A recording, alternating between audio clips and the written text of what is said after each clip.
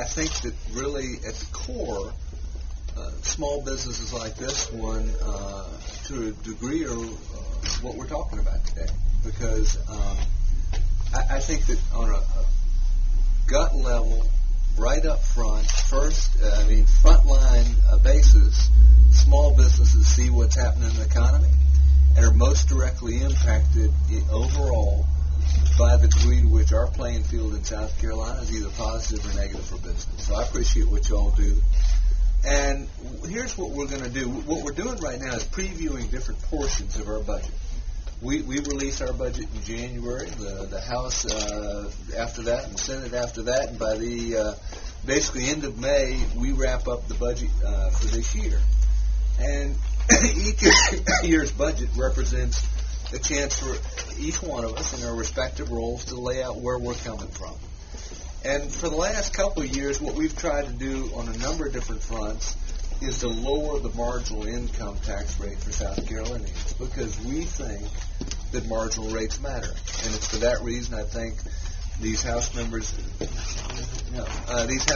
that are here for their passage, they have passed 2 years in a row a proposal to lower the marginal income tax rate for all South Carolinians. Ultimately, we were not able to get that through the Senate. It was blocked on the Senate side. And we got a portion of that lowered the marginal rate for small businesses, partnerships, LLCs, proprietorships from 7 down to 5, or phased down. And that's working its way through right now.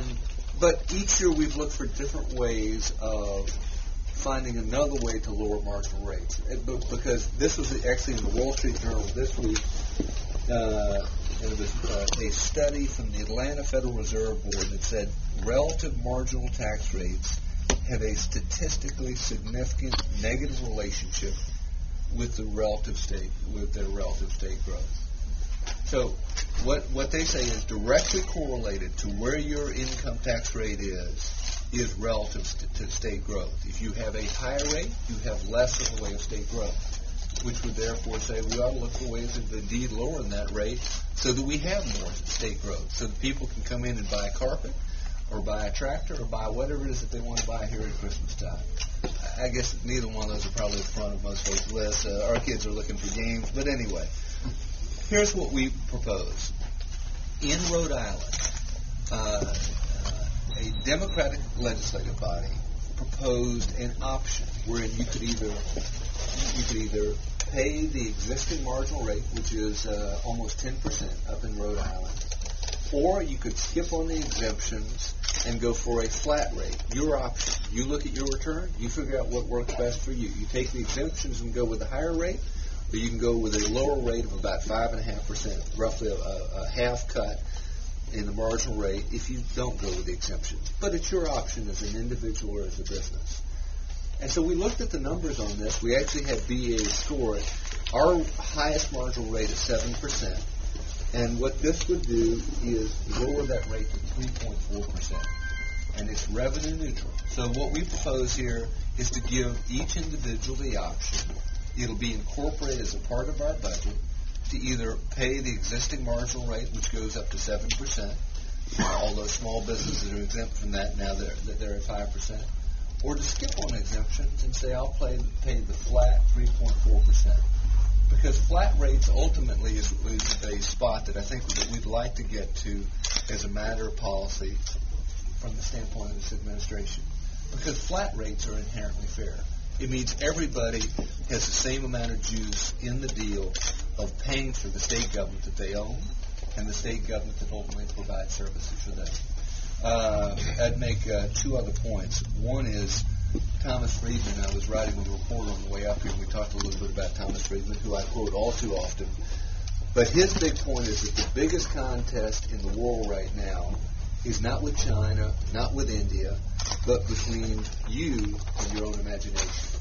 Because it's the imagination that's key to the creative process that would come up with a new design on carpet, that would come up with a creative design in selling carpet, that would come up with a new marketing tool or a new service. And that with internet and with globalization, increasingly, the time between coming up with an idea and acting on that idea is going to become incredibly short, given the fact that you got 6.5 billion people. And if you think the thought here and you don't act on it, well, somebody else may be thinking that same thought somewhere else in the world, and they may in fact act on it.